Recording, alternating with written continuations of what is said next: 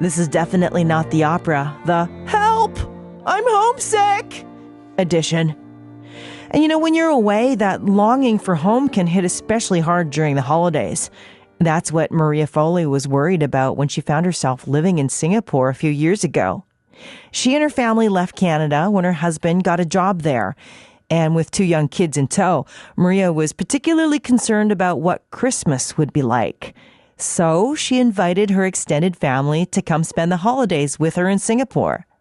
But even though she had her family with her and there were Christmas decorations all around, it certainly felt different than holidays back in Canada.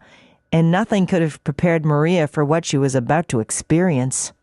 Somehow, and I'm not quite sure how, we heard about this event called The Snow, which was held at a mall called Tanglen Mall.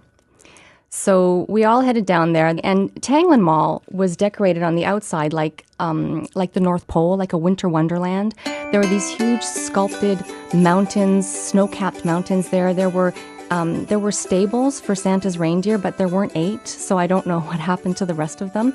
It was very festive. It was very cheerful and holiday-like, except, of course, that it wasn't because the sun was beating down on us and it was 32 degrees.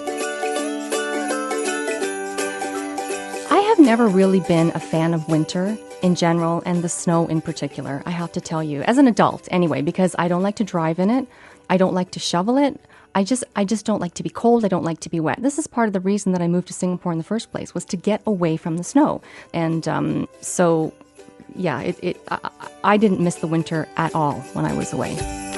And so we were milling around, kind of waiting for whatever was going to happen. It was set to start at 7:30, and we went down early. We could see that stuck in sort of in between some of the mountains, there were these tiny little like tubes, pipes, and we figured whatever was going to happen was going to come out of there. And at 7:30, I heard some little kids start to squeal a little bit. And so I turned around because I wanted to see what was going to come out of these little pipes. And again, I don't know what I was expecting, but honestly, I wasn't expecting soap bubbles. There were bubbles shooting out of, I don't even know how many, maybe 10 of these little pipes. So these I almost said snowflakes, these bubbles are shooting out of the mountain and they're swirling all around us. And the kids are going crazy. They're playing with it. They're trying to make snowballs out of it. They're throwing it at each other. And the adults were going crazy too. They were so excited. I mean, it was fun. It was wonderful. It was fabulous. We got so caught up in the excitement.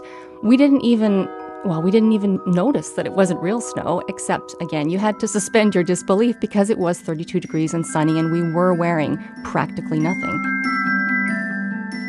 And when it was over and we all kind of stood there covered in bubbles and we looked at each other, and that's when I really, really got homesick because it reminded me so much of when I was a kid and when I did love the snow before I got all grown up and cynical and started to hate it. When I did love the snow. The homesickness hit me suddenly. It really was like a smack in the face. I wasn't expecting it, and it was a very visceral emotion. It caught me off guard, and it knocked me over just for a minute. And I looked around. I had to look around to make sure that there's my mom, there's my dad, there are my children, there's my husband, there's everybody that I love is right there. And the funny thing is, too, about that is that I had with me right there everybody who meant something to me in the world. And yet I was still homesick because I was homesick for my country and not necessarily my family. So it was a bit of a lesson for me, too, because that I hadn't expected either.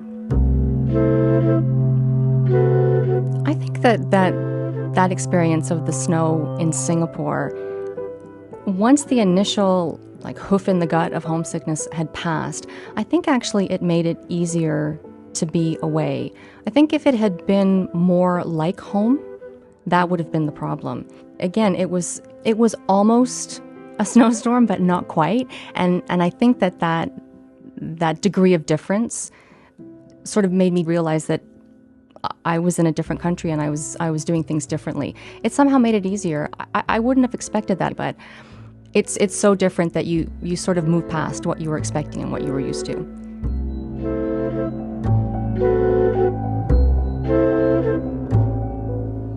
There's nothing like a fake snowstorm in a tropical country to make a Canadian feel at home.